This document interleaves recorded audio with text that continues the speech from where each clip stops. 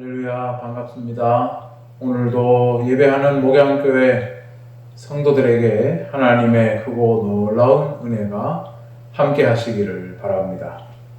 오늘은 누가복음 17장 11절에서 19절 간절함이 전부가 아니다 라는 제목을 가지고 하나님 말씀을 증거하겠습니다.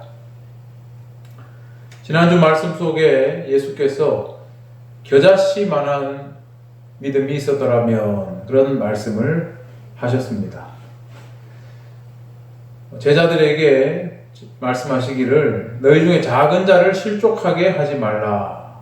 그 다음에 죄 지은 형제를 경고하고 회개하면 용서하라는 말씀을 하셨는데 제자들이 생각하기에 이것이 어떤 자기들의 인품으로는 안 될 것 같고 큰 믿음이 필요하다라는 생각을 했기 때문에 믿음을 더해 주십시오. 믿음을 더해 달라고 했고 예수님은 겨자씨만한 믿음을 말씀하신 것입니다.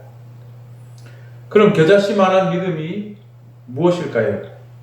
그것은 오직 여호와 하나님만을 섬기는 그러한 믿음을 말합니다. 오직 하나님의 그 계명을 지키고 그 말씀을 순종하는 그런 믿음입니다. 하나님은 애굽으로부터 압제받던 이스라엘 백성들을 해방시키시고 시내산에서 그들과 계약하시고 그들에게 계명을 주셨습니다. 그리고 그 계명을 따라 살아갈 때 하나님께서 큰 복을 주시겠다고 약속을 하셨습니다. 그러한 약속에 따라서 이스라엘 백성들은 하나님의 복을 참 많이 받았습니다. 그러한 축복 가운데 이스라엘이 한 것은 사실 없습니다. 하나님의 명령을 따랐을 때 그들이 그 명령에 순종했을 때 복을 얻게 된 것입니다. 그래서 예수님은 무익한 종에 대한 말씀을 하시면서 내가 할 일을 한 것뿐이다. 명령을 따랐을 뿐이다. 라고 말할 수 있는 그런 무익한 종과 같은 그런 말을 할 수 있는 그 믿음이 있어야 된다는 것을 말씀하셨습니다. 오늘날도 우리는 이 겨자씨 믿음을 생각해야 하겠습니다. 내 필요에 따라서 여기저기 기웃거리면서 복을 구하는 것이 아니라 오직 여호와 하나님만을 섬기고 그분의 명령, 계명을 소중히 지키고 순종하는 그러한 믿음이 우리에게 필요합니다. 이렇게 여호와 하나님만을 섬기라는 이 신앙은 오직 예수 그리스도를 믿어야만 구원을 받는다라는 예수 복음으로 선포되었습니다. 오늘날 예수 그리스도를 믿는 모든 사람에게는 그렇기 때문에 하나님의 놀라운 은혜와 복이 임합니다. 겨자씨 믿음같이 작은 것이라 할지라도 이 믿음이 있다면 하나님은 구원하시고 놀라운 은혜를 주실 것입니다. 사랑하는 우리 목양교회 성도들에게 바로 이 믿음이 항상 있어야 하겠습니다. 오늘 말씀은 이 지난주에 읽었던 말씀과 배경이 달라집니다. 내용도 아주 다릅니다. 하지만 믿음에 대한 이야기라는 것은 똑같습니다. 오늘 말씀에는 믿음에 대한 실제적인 이야기가 나오고 있는데 믿음이라는 것이 과연 무엇인가? 어떤 믿음이 구원을 얻게 하는 믿음인가? 그것을 오늘 이 말씀을 통해 우리가 함께 보려고 합니다. 오늘 본문을 보면 11절 시작 부분에서 다시 예루살렘으로 가실 때에 라는 말이 나오고 있어요. 이것은 예수님께서 제자들과 함께 예루살렘으로 여전히 여행 중이다 라는 것을 다시 한번 상기시키는 말씀입니다. 그런데 예수께서 현재 지나고 계시는 그 위치를 정확히 말하고 있습니다. 본문을 보면 사마리아와 갈릴리 사이로 지나가시다가 라고 되어 있어요. 이스라엘 지도를 보면 갈릴리가 제일 위쪽이고 그 중간에 사마리아가 있고 그 밑에 예루살렘이 있는 이 유대 땅이 있습니다. 그런데 12절을 보면은 이 사마리아와 갈릴리 사이로 지나가시다가 한 마을에 들었었는데 거기서 나병 환자 10명을 만나게 되었다라고 성경에 나오죠. 아마도 그래서 이 사마리아와 갈릴리 사이라는 이 지명이 이 나병과 관계가 있을 거다라는 추측을 해보게 됩니다. 우리나라도 과거에 나병 환자들은 마을의 사람들과 함께 같이 살지 못했죠. 그래서 어떤 섬에 가서 살거나 어떤 마을의 끝자락에 그런 곳에 자기들끼리 모여서 살 수밖에 없었습니다. 이 사마리아와 갈릴리의 경계에 있는 마을이라는 게 그런 곳이 아닐까 추측을 해봅니다. 나병 환자들은처럼 참 많은 고통을 받았죠. 구약 성경을 보면 이 나병이라는 것은 피부에 먼저 문제가 생기면 일단 제사장이 이것을 보고 판단하게 했는데 만약에 나병에 걸리게 되면 마을에 함께 살지 못하고 마을 밖으로 쫓겨나서 자기들끼리 그렇게 격리되어서 살아야 했습니다. 그래서 아주 많은 고통을 안겨주는 그런 병이다 말할 수 있습니다. 일단 나병이라는 것이 살이 썩어서 문드러지고 떨어지는 육체적으로 아주 큰 고통을 주는 그런 병인데 이 병에 걸리면 몰골이 흉해지기 때문에 사람들은 이것을 보고 하나님의 벌을 받았다 그런 인식을 가지고 있었습니다. 또 구약을 보면 정결한 것과 부정한 것이 함께 있을 수 없죠. 그러다 보니까 이 부정한 자들은 가족이나 마을 공동체에 함께 살지 못하고 동네 밖으로 쫓겨나서 살아야 했습니다. 그러니까 육체적인 고통, 또 소외되는 고통, 하나님으로부터 버림받았다는 고통, 이런 많은 고통을 겪어야 하는 그런 병이었죠. 그런데 마을에서 단순히 쫓겨나서 격리되는 것뿐만 아니라 이 거리를 둬야 되기 때문에 이 사람들은 보통 사람들을 길에서 만나면 자기가 나병 환자라는 것을 미리 알려야 했습니다. 그래서 머리를 풀고 옷을 찢고 입술로 윗니를 가리면서 그러면서 부정하다 사람들이 오면 그걸 외쳐야 했습니다. 만약에 자기가 나병 환자라는 것을 알리지 않으면 누군가가 이 사람을 죽여도 상관없을 정도로 그렇게 정말 고통스러운 그런 병이었습니다. 그래서 오늘 본문 12절과 이 마지막 부분과 13절에 보면 예수님께서 마을에 들어섰다가 이 나병 환자들을 만났을 때 이들은 예수님을 보고는 멀리 서서 소리를 높여 이르되 멀리서 소리를 질러서 예수님께 말을 했던 것입니다. 예수님께 도움을 요청하고 싶지만 가까이 갈 수는 없고 일단 소리를 질러서 자신들의 처지, 자신들의 요구를 알리려 했습니다. 그렇다면 이들은 뭘 말했을까요? 성경을 보니까 예수 선생님이여 우리를 불쌍히 여기소서 이렇게 소리를 쳤어요. 아마도 이 사람들이 멀리서 예수님을 보고 우리를 불쌍히 여겨달라고 이 소리를 친 것을 보면 예수님에 대해서 잘 알고 있었던 것 같습니다. 죽은 사람도 살리고 나병 환자도 고치고 병든 사람을 고치는 분이라는 것을 알았던 것 같아요. 특히 누가복음 5장 12절 이하를 보면 예수님은 이 나병 걸린 사람을 고치셨는데 사람들이 다 이렇게 멀리하는 나병 환자를 손을 내밀어 대면서 그 병을 고쳐주신 적도 있습니다. 그러니까 나병 환자의 손을 댈 정도로 인자하신 분, 사랑이 가득하신 분이라는 것을 이들도 들었겠죠. 그래서 예수 선생님이여 우리를 불쌍히 여기소서라고 소리 지른 것입니다. 이들이 예수님을 향해 선생님이라고 한 것은 예수님이 뭘 가르치는 교사라는 뜻이 아니라 헬라어로 에피스타타, 이 말은 영어로 마스터, 선생님 혹은 주인 이런 뜻도 있는데 어떤 권위를 가지고 있는 스승님, 어떤 권위자 그런 뜻으로 이렇게 부른 것입니다.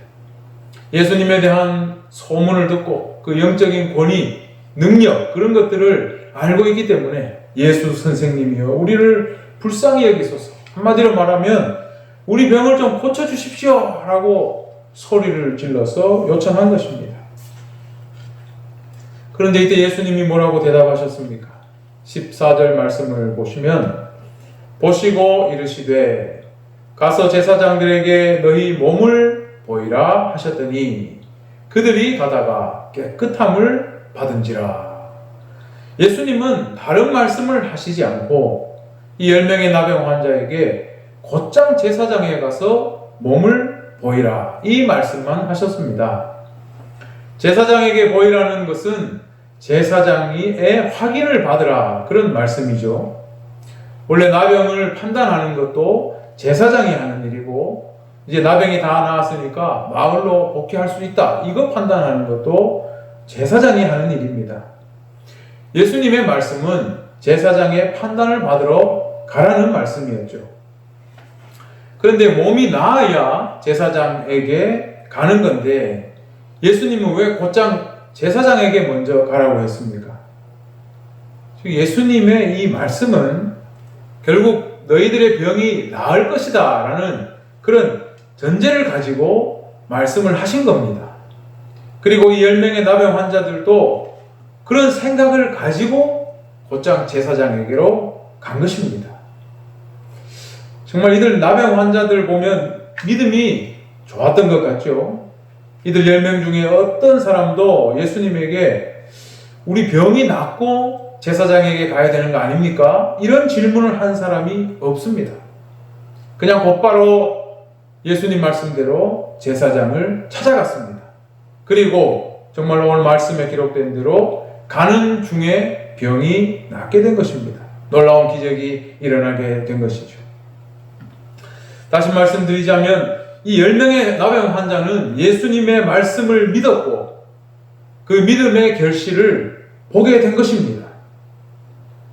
우리가 여기서 이 믿음의 속성을 볼 수가 있는데 이 믿음이라는 것은 이처럼 아직 결과를 확인할 수 없는 상태에서도 그 말씀한 바대로 이루어질 것을 바라고 기대하며 행동으로 옮길 수 있는 것, 이걸 믿음이라고 말할 수가 있습니다.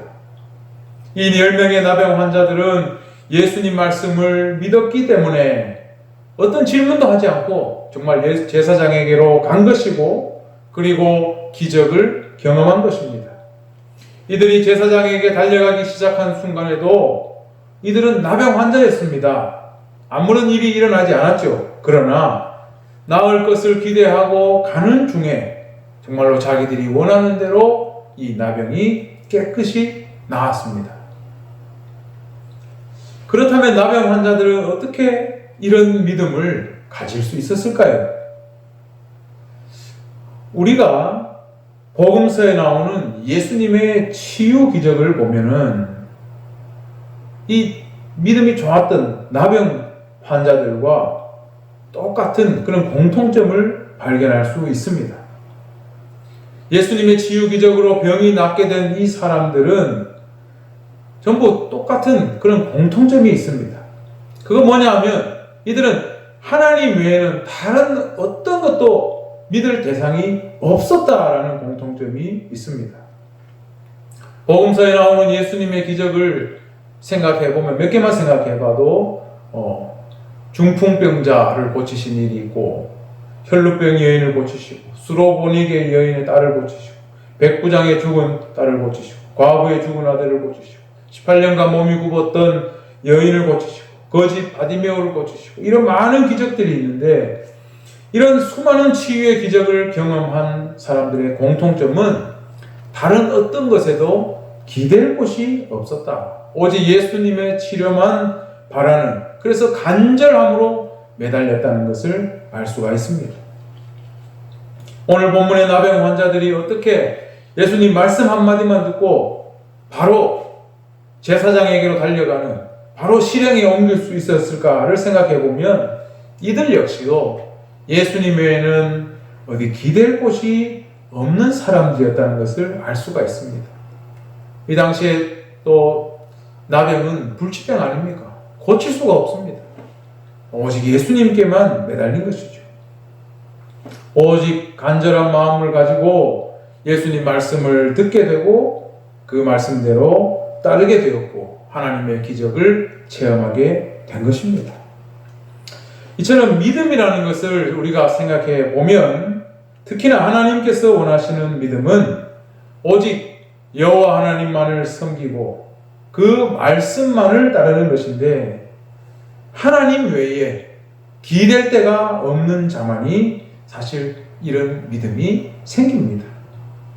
반면에 하나님 외에도 기댈 데가 수없이 많은 사람들은 하나님만 섬기는 것이 쉽지 않습니다. 선택지가 많은 사람들은 어디에도 간절함이 생기지 않습니다.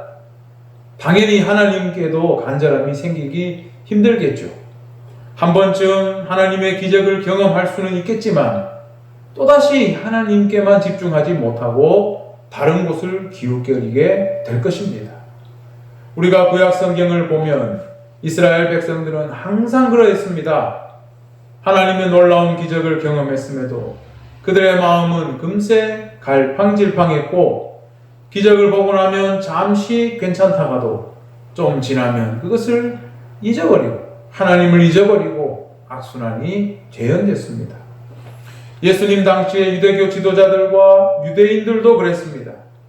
그들은 예수님의 기적을 볼 때는 순간 놀라고 당황했지만 그들의 마음은 금세 그것을 잊어버렸습니다. 그리고는 끊임없이 예수님에게 새로운 표적을 보여달라고 요구했습니다. 이것이 바로 한 곳에 마음을 두지 못하는 사람들의 특징입니다. 바람둥이가 한 사람도 제대로 사랑하지 못하는 것과 같은 것입니다. 그러니까 믿음은 증거가 있어야 생기는 것이 아닙니다. 바라는 바에 대한 간절함이 있으면 믿음은 생기는 것입니다.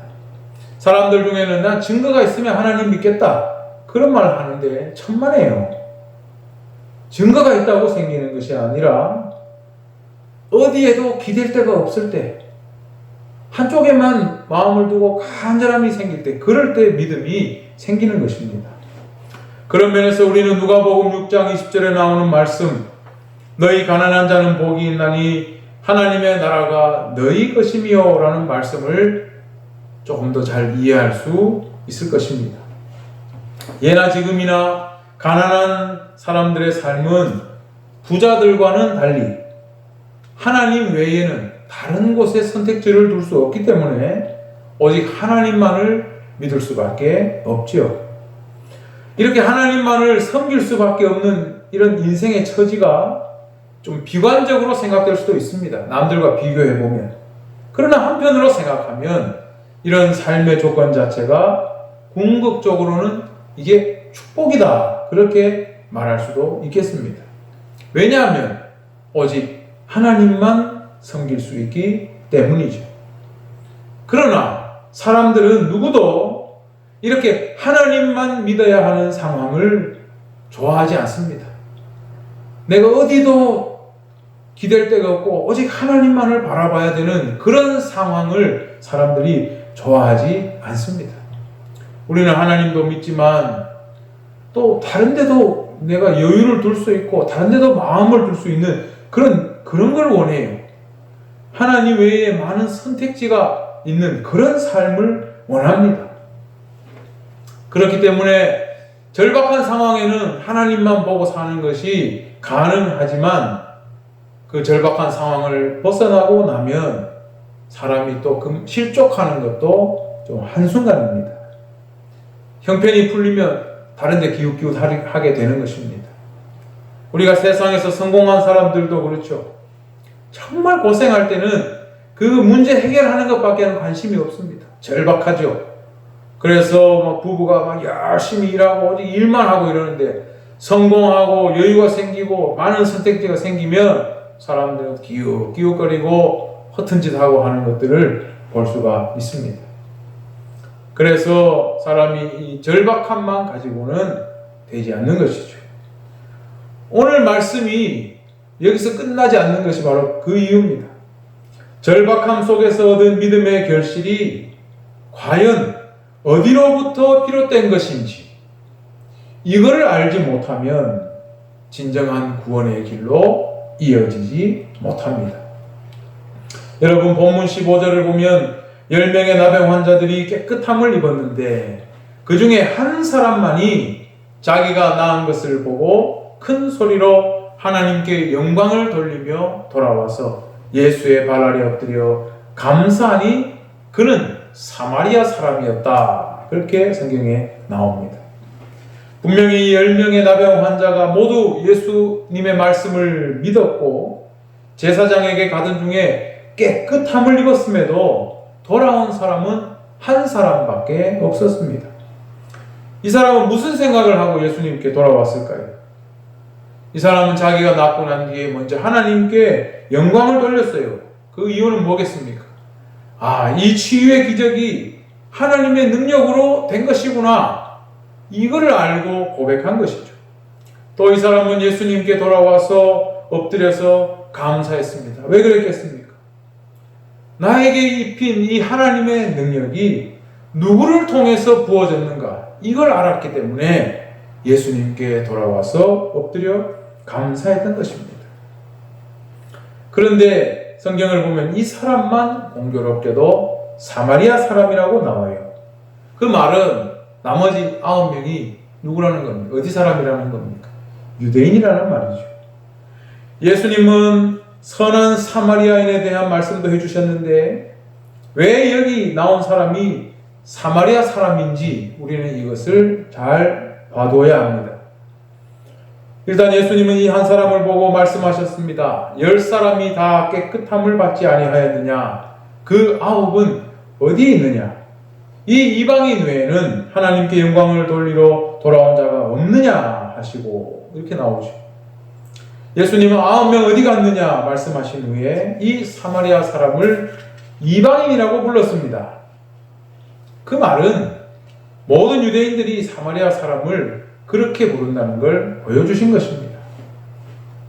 사마리아인을 이방인이라고 한 것은 아시리아의 침략으로 이 북이스라엘이 BC 722년에 멸망한 후에 그들이 강제 이주 정책을 써서 아수르인을 이 북이스라엘에 강제 이주를 시켰고 강제 결혼을 시켰죠. 그래서 혼혈을 만들었기 때문에 유대인들은 이들을 같은 이스라엘 사람으로 받아들이지 않았던 겁니다. 그래서 이방인으로 생각했어요. 북이스라엘 사람들을. 그리고 이들을 개처럼 여겼습니다. 아주 경멸하고 무시했습니다. 그런데 그런 대접을 받는 사마리아 사람만이 유일하게 자기가 병난 것을 보고 돌아와 감사하며 하나님께 영광을 돌렸다. 예수님은 그것을 지적한 것입니다. 그런데 이것은 단순히 이 한 사람에 대한 칭찬으로 끝낼 문제가 아니라 유대인들이 가지고 있는 본질적인 문제를 드러낸 것입니다. 우리가 구약 성경을 보면 유대인들의 믿음은 어려움에 처했을 때 하나님께 울고 불고 간절히 매달릴 줄은 알지만 그래서 하나님의 은혜를 입고 문제가 해결되지만 그 일이 지나고 나면 하나님을 찾지 않고 악을 반복합니다. 그들이 절박할 때는 세상에서 가장 간절하지만 어려움이 지나가고 나면 간절함은 온데간데 없습니다. 이스라엘 백성들이 믿음에 바로 그러했고 오늘 본문에 나온 9명의 나병 환자들의 믿음이 그러했습니다. 그 간절함으로 긍휼을 입고 원하는 바를 얻지만 문제가 해결되면 하나님을 잊어버립니다. 그런데 이 사마리아인은 그러지 않았습니다. 그는 하나님께 감사했고 예수님께 돌아와 엎드려 절하며 감사했습니다. 그때 예수님은 그에게 이르시기를 일어나 가라 내 믿음이 너를 구원하였느니라고 말씀하셨습니다. 그는 진정한 구원을 얻었습니다. 구원을 얻는 믿음이 바로 이런 것이다. 예수님은 보여주신 것이죠. 우리는 오늘 말씀을 보면서 간절한 믿음과 이 구원을 얻는 믿음에 대해서 잘 생각해 봐야 합니다. 이스라엘 백성들이나 이 9명의 나병 환자들처럼 하나님 외에 어디에도 기댈 곳 없는 절박한 상황이 될 때는 간절함이 생깁니다. 우리도 마찬가지죠. 절박한 상황에서 하나님밖에 의지할 곳 없을 때 간절함이 생깁니다. 그러나 예수님의 말씀을 보면 이 간절한 믿음은 구원 얻는 믿음이 아닙니다. 간절함 속에는 사실 함정이 있습니다. 그것은 바로 모든 어려운 상황이 끝나고 나면 하나님께 감사와 영광을 돌리는 것이 아니라 그 고난을 참아낸 자기 자신을 대견하게 여기고 싶은 그런 욕망이 생깁니다. 그래서 하나님께서 도와주신 것을 잊어버리고 내가 얼마나 고생을 했는지, 내가 그 가운데서도 얼마나 이걸 잘 참아냈는지 이것을 부각시키고 싶은 그런 마음이 생깁니다. 우리가 수많은 간증을 들어보면 사람들이 이런 유혹에 쉽게 빠지는 것을 볼 수가 있습니다. 하나님은 없고 자신의 영웅담만 잔뜩 늘어놓는 식의 간증을 우리는 정말 많이 들어볼 수 있습니다. 이스라엘 백성들이 빠진 유혹도 바로 이런 것입니다. 그들은 고난을 넘긴 후에 자기 자신들의 의로움만을 생각했고 자기들의 공로만 생각했습니다. 그랬기 때문에 이들은 하나님의 은혜를 그렇게 경험했으면서도 언제나 자기 의에 사로잡혀 있고 공로주의에 사로잡혀 있고 그렇기 때문에 예수님을 믿을 수 없었던 것입니다. 우리가 얼마나 고생을 했던가, 우리가 그때 얼마나 하나님 앞에 간절했던가. 하나님은 없고 자기 자신밖에 없는 것이죠. 우리는 오늘 이 말씀을 통해서 구원받는 믿음이 무엇인지를 분명히 알아야 합니다. 우리는 말씀을 읽으면서도 오해를 참 많이 합니다. 그래서 간절한 믿음이 있으면 무엇이든 다 될 것처럼 생각하는 경향이 있는데 결코 그렇지 않습니다. 간절함이라는 것은 상황에 따라 얼마든지 달라집니다. 절박한 상황에서는 간절하지만 그 상황이 지나고 나면 사람들은 금방 잊어버립니다. 오늘 예수님께서 사마리아 사람에게 하신 말씀을 듣고 우리는 구원받는 믿음이 무엇인가를 바로 알아야 하겠습니다. 구원받는 믿음은 간절함만으로 되는 게 아니라 하나님이 내게 이걸 하셨구나, 이것을 아는 것이 더 중요합니다. 여러분, 마가복음 5장에 나오는 혈루병 여인에게도 예수님께서 마지막에 이렇게 말씀하셨죠. 내 믿음이 너를 구원하였다. 그러나 그것이 그 여인의 간절함 때문에 그런 말씀하신 것이 아닙니다. 내 믿음이 너를 구원하였다라는 말씀 바로 앞에 보면 이 여자가 예수님 앞에 엎드려서 자신에게 어떤 일이 일어났는지 그것을 예수께 고백을 합니다. 하나님이 이런 일을 하셨다는 것을 고백할 때 예수님은 내 믿음이 너를 구원하였다라고 말씀하셨습니다. 사람들이 이것을 모르고 간절함만을 강조하는데 그것은 옳지 않습니다. 믿음에 대해서 말씀하신 히브리서 11장, 우리 여기 나온 말씀을 잘 알고 있습니다. 믿음은 바라는 것들의 실상이요 보지 못하는 것들의 증거니라. 믿음은 우선 바라는 것들을 확신할 수 있는 그 간절함이 물론 필요합니다. 나병 환자들이 병을 나을 수 있다는 확신을 가지고 제사장에게 먼저 달려갈 수 있는 것, 바라는 것들을 확신하는 것, 그 믿음이, 그 확신이 필요합니다. 그러나 더 중요한 것은 뭘까요? 보지 못하는 것들의 증거를 알아야 합니다. 이 나병 환자들이 제사장에게 달려가다가 깨끗함을 입은 것은 눈에 보이지 않지만 하나님의 역사로 일어난 것이라는 사실을 알아야 하는 것이죠. 이게 보지 못하는 것들의 증거입니다. 그것을 알고 하나님께 고백하고 감사할 수 있어야 그것이 바로 완전한 믿음이라고 말할 수 있을 것입니다. 그런 의미에서 하나님께서 나에게 일을 하셨구나라는 것을 알고 감사를 고백하고 예수께 나와 엎드려 감사한 사람은 바로 사마리아 사람 한 사람밖에 없었고 예수님은 그 사람에게 내 믿음이 너를 구원했다라고 말씀하신 것입니다. 우리는 지금 자신의 믿음을 돌아봐야 합니다. 간절함만 있지는 않습니까? 간절함은 절박한 상황에 빠진 사람이라면 누구나 가지고 있는 마음이 간절함입니다. 지푸라기라도 잡는 심정, 절박한 상황에서 바로 그런 마음을 누구나 가지고 있습니다. 그러나 더 중요한 것은 자신에게 일어나는 하나님의 역사에 대해서 하나님이 이 일을 하셨군요 라는 것을 알고 고백하고 영광을 돌릴 수 있는 것, 그것이야말로 진정한 믿음, 구원을 얻는 믿음입니다. 눈에 안 보이는데 하나님이 하신 일을 믿는 것, 그게 진정한 믿음입니다. 유대인들은 간절함을 가졌으나 이게 없었습니다. 그렇기 때문에 예수님을 보고도 눈에 안 보이는 하나님의 역사를 믿지 못했죠. 예수 안에서 역사하시는 하나님을 믿어야 하는데 유대인들은 그것을 믿지 못했습니다. 이 구원하는 믿음을 유대인들은 가지지 못한 것입니다. 보이지 않는 것들의 증거라 했는데 보이지 않는 것들의 증거가 바로 무엇입니까? 눈에 보이지 않는 하나님이 역사하시는 예수 그리스도가 아니겠습니까?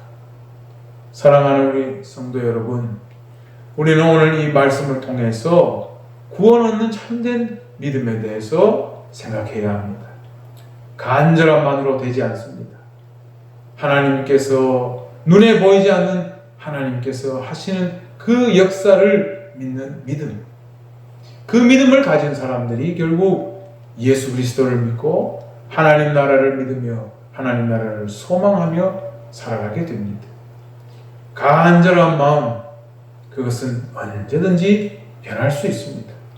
그러나 하나님께서 눈에 보이지 않는 하나님께서 행하시고 이루시는 그것을 믿는 믿음, 이 믿음은 우리를 구원하는 믿음입니다. 사랑하는 목양교회 성도님들은 이 믿음으로 승리하시는 분들이 다 되기를 우리 주님의 이름으로 축원합니다. 사랑의 하나님, 은혜를 감사합니다. 귀하신 하나님의 말씀을 듣게 하시니 감사합니다. 우리 눈에 보이지 않지만 하나님의 놀라운 역사로 온전히 예수 그리스도를 믿어 구원받는 백성 되게 하신 것을 감사하며 하나님께 온전히 영광을 올려드립니다. 사랑하는 우리 하나님 아버지, 우리에게 이 믿음 주신 것을 감사합니다. 이 믿음으로 승리하는 목양교회 모든 성도들이 이 믿음 안에서 하나님의 역사를 날마다 기대하며 하나님 하신 일을 감사하고 찬양하며 살아가는 우리 성도들이 다 되게 하여 주시옵소서. 코로나로 여러 힘든 상황 가운데서도 오직 하나님을 의지하여 승리하는 우리 성도들이 다 되게 하여 주시옵소서. 감사드리오며 예수님 이름으로 기도드립니다. 아멘.